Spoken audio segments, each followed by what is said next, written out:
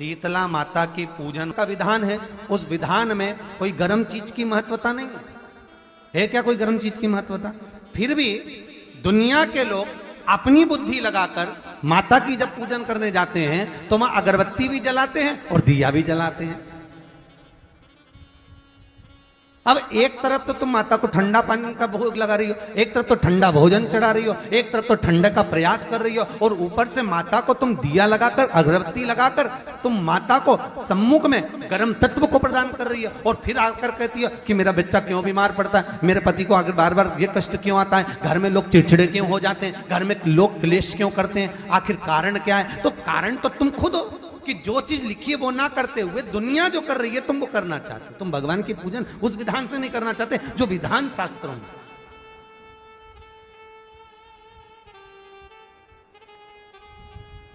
जो शास्त्रार्थ विधान कहता है।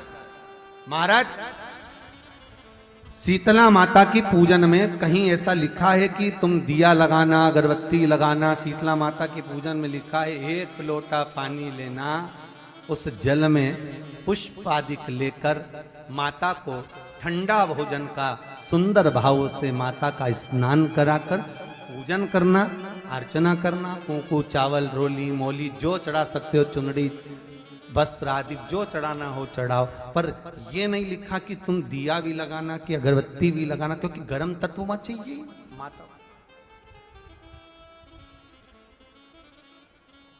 वो शीतल है, शीतला। और अगर तुम दिया लगा भी रहे हो, मान लो दिया अगर तुम लगा भी रहे हो तो उसके सम्मुख ना लगे, उससे दूर,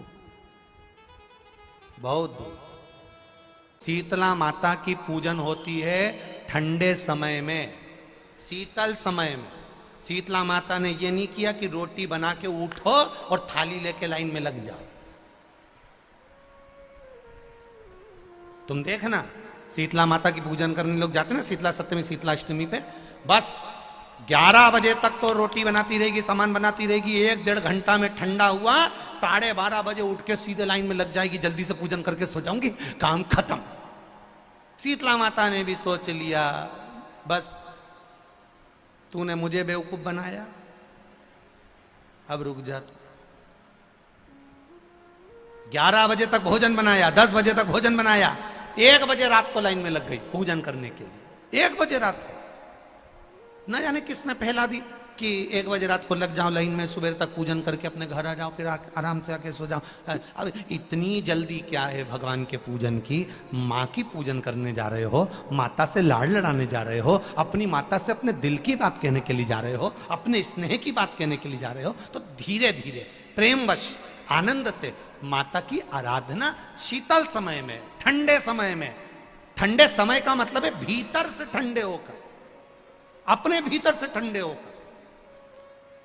अब अपने भीतर तो ठंडाई है ही नहीं ना, जल्दी जल्दी चलो, और आदि बहुत पतली खुशी है, और और ये कितना बड़ा कपड़ा थाली पे ढाक ढुका के लाइन में खड़ी है शीतला माता। शीतला माता, या हाथ में लोटा या हाथ में थाली, और इतनी देर में पड़ोसन निकल के बाजू में से जा रही थी और लोटा थोड़ा सा ढुल गया। अब यहां शीतला माता की पूजन करनी आई और ये हो गई चंद्र घंटा, लोटा जरा सा ही पानी का झलका, देख के नहीं चल सकती। ठंडा भोजन हाथ में, लोटा ठंडा पानी का, और अंदर अग्नि। शीतला माता भी कह रही इसको अजान दो पहले, इसको क्या मतलब? भीतर से शीतल हुई है, भीतर से ठंडे हुई है। चित्त वृत्ति मन जब भीतर से शीतल होगा, ठंडा होगा, तो मेरी शीतला माता, तुमने पूजन करा ना करा, मेरी शीतला माता प्रसन्न हो जाएगी। बस भीतर से शीतल हुई, ठंडे हुई भीतर से। एक शीतल आरती होती है, मेरी जीजियों बड़े सावधानी से सुनिएगा। एक शीतल आरती होती है।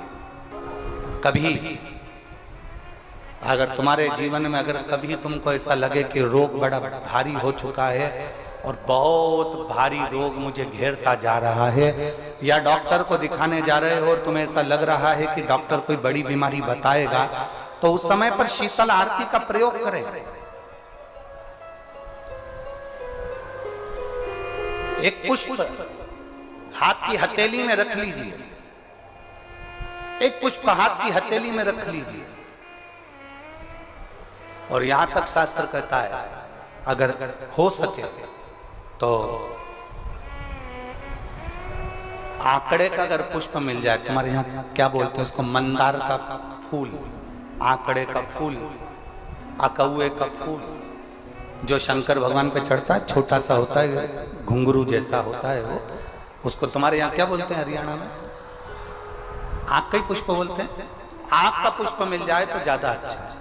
अब उसमें चाहे सफेद हो, चाहे नीला हो, चाहे गुलाबी हो, जैसा भी हो, हाथ में रखने के बाद हाथ में एक लोटा जल, भगवान शंकर के शिवालय में जब आप प्रवेश करें और प्रवेश करते समय भगवान के सम्मुख में जब भगवान शंकर के साक्षी में जब पहुंचे, आपके सामने पूजन में कोई भी सामग्री नहीं है, आपके पास में न दिया है, ना बाती है, ना गर्भवती है, ना चंदन है, ना कपूर है, ना कोई सामग्री है, केवल एक आंख का पुष्प और एक लोटा जल आपके पास में है। शिवालय में पहुंचकर शीतल आरती का प्रयोग करो।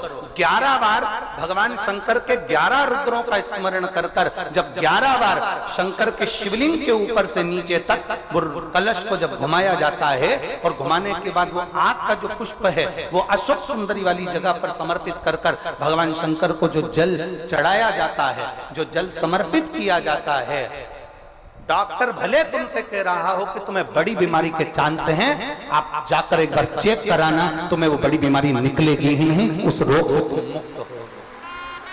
इसको शीतल आरती का प्रयोग किया गया। ये शीतल आरती, इसको शीतल आरती कहा। शिव की प्राप्ति का, एक रोग से मुक्त होने का। अब आपसे कोई कहे कि ये शीतल आरती का प्रयोग सबसे पहले किसने करा, तो आपको ध्यान लगाना है इस प्रयोग को। सोमनाथ जी की कथा का स्मरण करिएगा, सोमेश्वर की कथा का स्मरण करिएगा। वृक्ष को स्वयं देवी का प्रतिबिंब माना जाता है। नीम के वृक्ष को स्वयं माता का प्रागट्य उत्सव माना जाता है। नीम के वृक्ष को स्वयं देवी का भाव वर्णित किया जाता है। और बहुत सुंदर बात है महाराज जी, जिसके शरीर में माता निकल गई हो, दाने दाने पड़ गए हो पूरे शरीर में, बुखार भी बहुत तेज आ रहा हो और पूरे शरीर में माता जी निकल गई हो, एक लोटा पानी जिसके शरीर में माता जी निकली है उसके पास में रख दो, और वो पानी उठाकर नीम के पेड़ में उस व्यक्ति के ऊपर से 7 बार उतार के नीम के पेड़ में डाल दो। 3 दिन के अंदर उसकी माता जो शरीर में निकली हुई है, दाने दाने पड़े हुए हैं, जो बुखार बहुत तेज आ रहा है, उसमें धीरे धीरे आराम मिलना प्रारंभ हो जाता है। यहां तक शास्त्र कहता है कि किसी व्यक्ति को अचानक बहुत तेज बीमार आ गया, बहुत तेज बुखार आ गया, या एकदम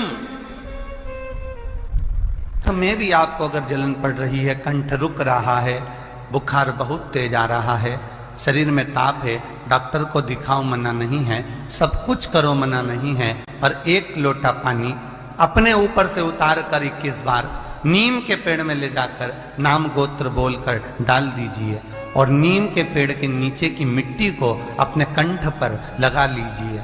20 से 25 मिनट बाद आपको आराम लगना प्रारंभ हो जाएगा। ये उमा देवी है।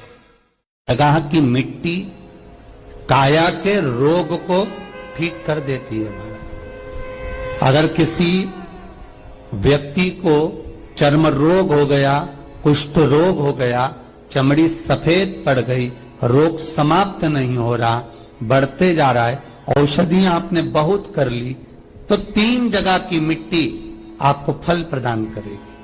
पहला, सूर्य कुंड की मिट्टी। स्कंद पुराण सूर्य कुंड कहां पर है, तो कहा दतिया और झांसी के बीच में सूर्य कुंड निवास करता है।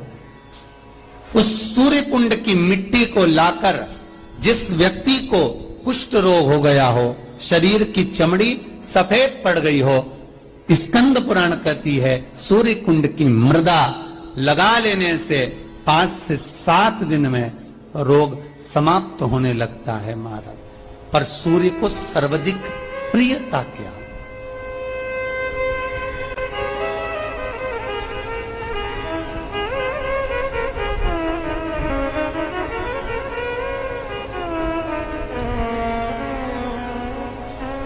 सर्वाधिक प्रियता सूर्य को क्या?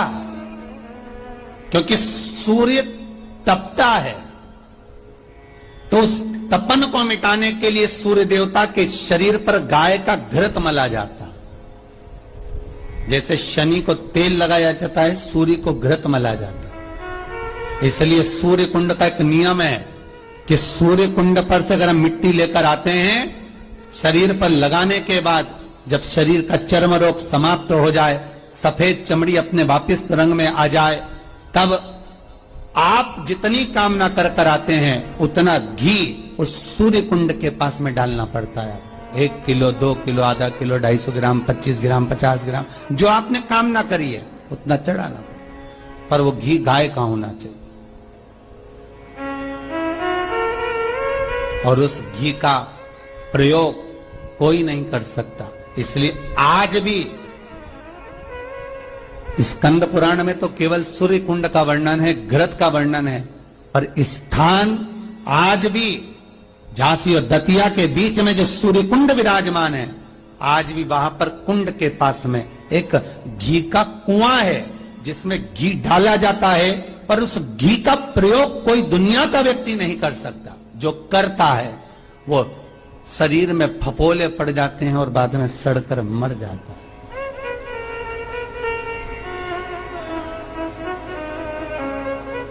घृत है, पर गंध नहीं, घृत है।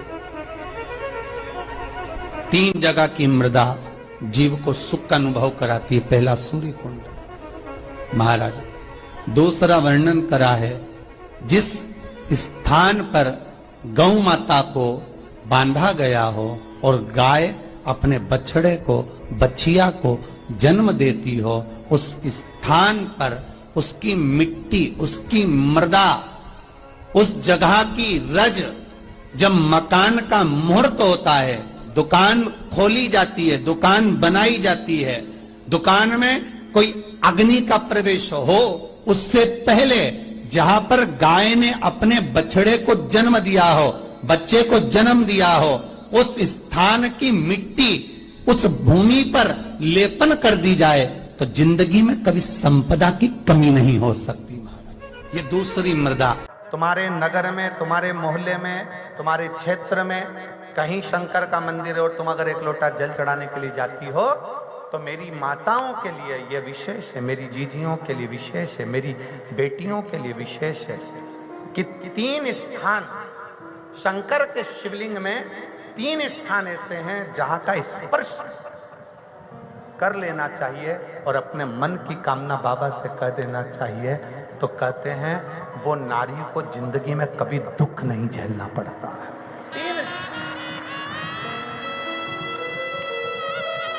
3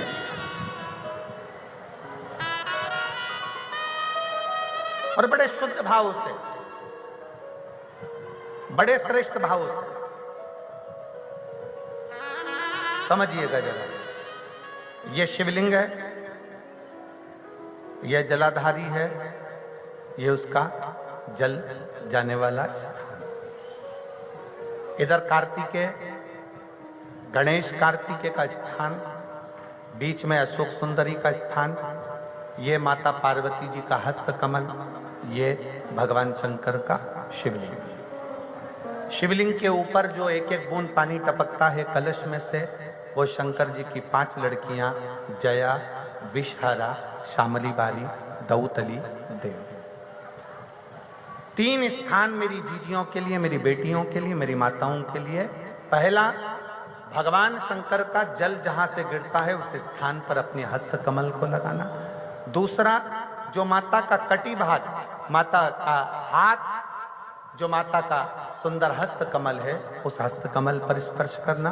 और तीसरा, जहां से जल बहता है उसके ठीक विपरीत भाग में, उसके ठीक विपरीत भाग में जो माता पार्वती जी का हस्त कमल है, जहां जल बहता है उसके ठीक विपरीत भाग में उस स्थान का स्पर्श करना।